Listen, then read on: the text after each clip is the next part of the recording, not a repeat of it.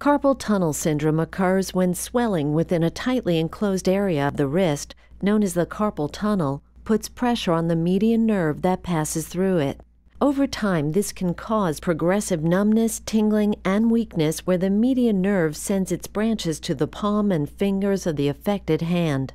Carpal tunnel syndrome tends to strike people with jobs that require them to perform the exact same wrist-stressing motions over and over. It may also be due to wrist injuries, rheumatoid arthritis, or hormonal or metabolic changes.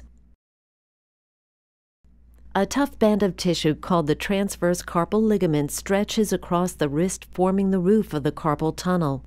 A carpal tunnel release is a surgical procedure in which this band is cut, releasing pressure on the nerve and relieving the symptoms of carpal tunnel syndrome.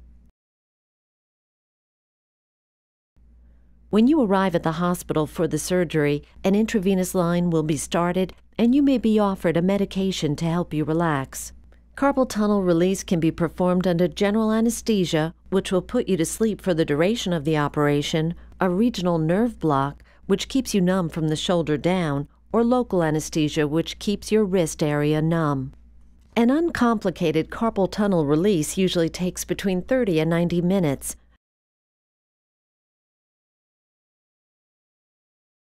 There are two ways to perform the surgery. In the traditional open procedure, your surgeon will begin by making a single incision in your palm and wrist. He or she will then dissect through the underlying tissues to reach the transverse carpal ligament and cut it, thus creating more room for the median nerve.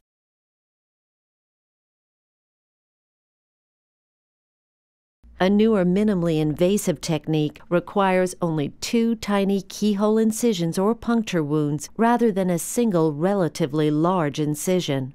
It is designed to produce a shorter and less painful recovery period. The procedure begins when your surgeon uses sharp instruments called trocars to make 2 small openings or ports in your wrist and the palm of your hand. Your surgeon will then insert a fiber optic device into the wrist port. Images from its camera are magnified and projected onto a video monitor in the operating room. Using instruments passed through the other port, your surgeon will cut the transverse carpal ligament. At the conclusion of either procedure, the wounds are closed with sutures. After the surgery, your wrist and forearm will be put into a splint and you will be taken to the post-surgical recovery area for monitoring. You will be given pain medication as needed. Since a carpal tunnel release is an outpatient procedure, most patients are released within a few hours. You will need to arrange for a family member or friend to give you a ride home.